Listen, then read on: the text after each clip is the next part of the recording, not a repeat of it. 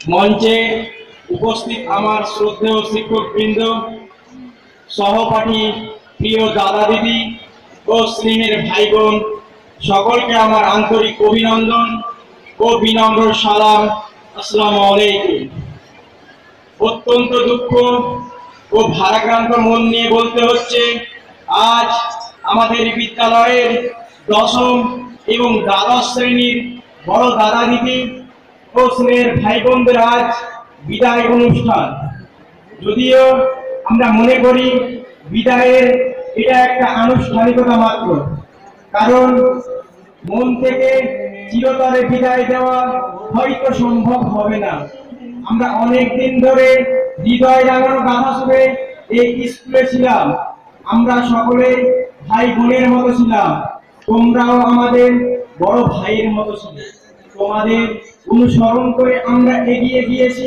তোমাদের নিকট আমরা অনেক কিছু শিখেছি। তাই আজ তোমাদের কাছে আমরা চিরকৃতজ্ঞ। কিন্তু ইচ্ছে না থাকা সত্ত্বেও আজ তোমাদেরকে এই প্রতিষ্ঠান থেকে বিদায় নিতে হচ্ছে, কারণ বিদায় সবাইকেই নিতে হবে। মূলত আমাদের জীবনটা খুবই ছোট, আর এই স্কুল পরিসরটা আরো ছোট। কারণ প্রয়োজনের তাগিদে মানুষকে বিভিন্ন জায়গায় চলে যেতে হয়। তারপরেও আমরা অনেক দিন ধরে মিলেমিশে ছিলাম।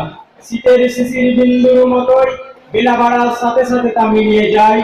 আমরাও শিগগিরই বিদায় নিয়ে তোমাদের কিছু কিছু চলে আসব। আজ শিক্ষা জীবনের একটি অধ্যায় সমাপ্ত করে পরের আরেকটি অধ্যায়ে পা রাখার উদ্দেশ্যে তোমরা বিদায় নিচ্ছ। তোমাদের জন্য আমাদের পক্ষ থেকে শুভকামনা থাকবে, যেন তোমরা সাফল্যের স্বর্ণ শিখরে পদার্পণ করে দেশ ও জাতি গঠনে ভূমিকা রাখতে পারো। এছাড়া আমাদের আচরণ বা ব্যবহারে যদি তোমরা কোনো কষ্ট পেয়ে থাকো, তাহলে নিজ গুণে ক্ষমা সুন্দর দৃষ্টিতে তা দেখবে। বিদায় দিতে মন চাচ্ছে না, তবুও বিদায় দিতেই হবে, কারণ পুরনোর প্রস্থানের সাথে নতুনের আগমনের দিন। তাই নতুনকে জায়গা করে দিতে, গতির চাকা সচল রাখতে আজ তোমাদেরকে এই প্রতিষ্ঠান থেকে বিদায় দিচ্ছি। কবির চরণে বলতে হয়, যেতে নাহি দিব হাই, তবু যেতে দিতে হয়, তবু চলে যায়। যাই হোক, বিদায় মুহূর্তে আর আমি বেশি কিছু বলতে চাই না। এই স্কুলের সকল শিক্ষার্থীদের পক্ষ থেকে তোমাদের উজ্জ্বল ভবিষ্যৎ ও দীর্ঘায়ু কামনা করে আমি আমার সংক্ষিপ্ত বক্তব্য শেষ করছি। আল্লাহ হাফেজ।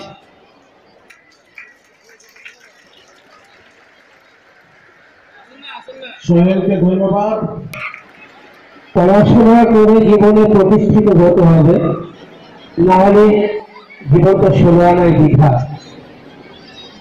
যাদারকালী স্বামী বিবেকানন্দের তিনটি মূল্যবান উপদেশ তোমাদের কর্মগত করাতে চাইছি।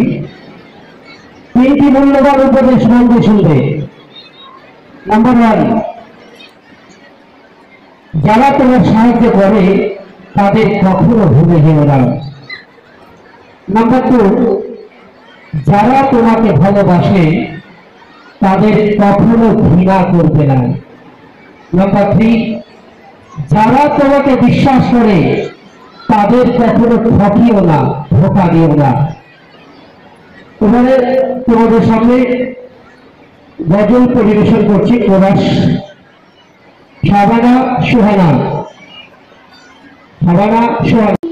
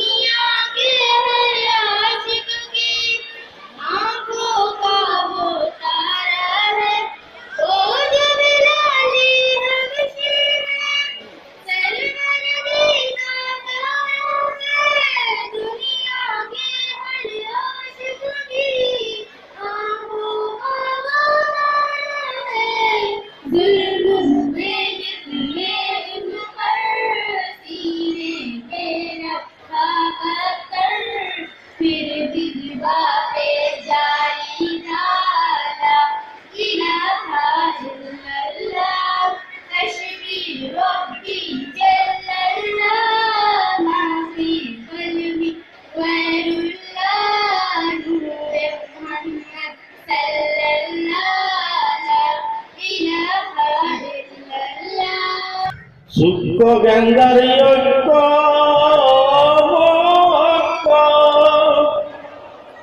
অপরূপ তার ব্রহ্ম, অপরূপ তার ব্রহ্ম, দেখলে চোখে পাতাকে না, দেখলে চোখে পাতাকে না, আপন ঘরের পাবনে না।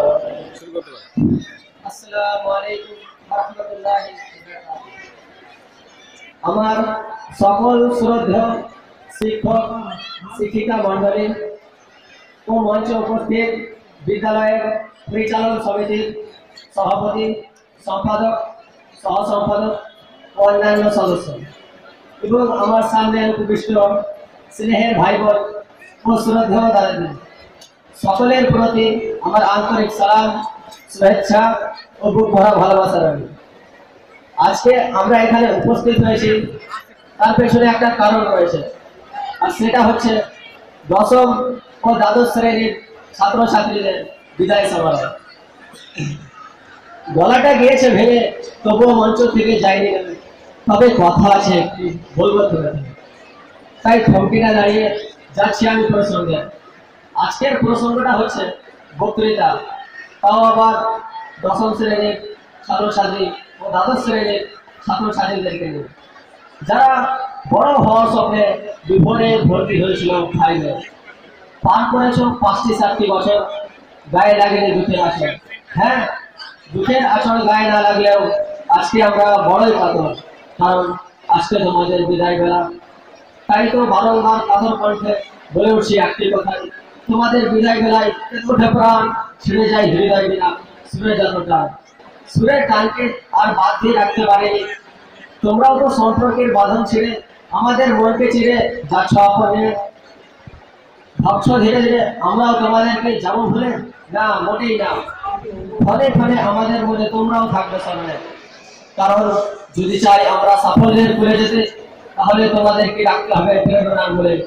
আর মনে রাখবো বলেই করছি মূল্যায়ন, আর সেই জন্যই এত বড় আয়োজন। তোমাদের বিদায় সৃষ্টি করেছে কিছু দায়, সেই ব্যাপারে তোমরাও দিয়েছো সাই, আর সেই জন্যই সাজানো হয়েছে মঞ্চ। আমার বক্তব্য তারই প্রিয় একটা অংশ, যার মাধ্যমে তোমাদের মনকে করবো স্পর্শ। সংক্ষেপে বলবো কিছু কথা, যা আমার মনে রয়েছে কথা। হাতে নেই কোনো পাতা, যা রয়েছে তা হচ্ছে তোমাদের গল্প প্রেরণা, তোমাদের প্রেম, যার মাধ্যমে মনে রাখবো তোমাদের প্রত্যেকের মেল। আশা করি আমাদের প্রতিও ভালোবাসা থাকতেছে। সর্বশেষে বলবো একটি কথা, শুভ কামনা রইল তোমাদের আগামী শিক্ষা জীবন আরো ভালোভাবে কাটুক, ভালো জায়গায় পৌঁছাতে পারো, এই আশা রাখবো। পরিশেষে সালাম, শ্রদ্ধা ও ভালোবাসা জানিয়ে আমি আমার বক্তব্য শেষ করলাম। আসসালামু আলাইকুম। टूट गई जब आँखी खुली तो टूट गई ये प्यार हमें शीशा बन कर तड़पाए कभी तो मत रोना, तड़पाए कभी तो मत रोना, मरने की खबर जाने जिगर मिल जाए कभी तो मत रोना, मिल जाए कभी तो मत रोना।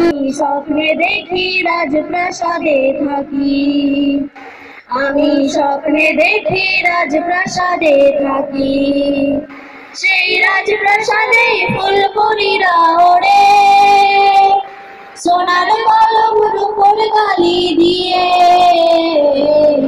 তাদের ছবি আঁকি, আমি স্বপ্নে দেখি রাজপ্রাসাদে থাকি, সেই রাজপ্রাসাদে ফুলকণিরা ওড়ে, সোনার কলম রূপোর কালি দিয়ে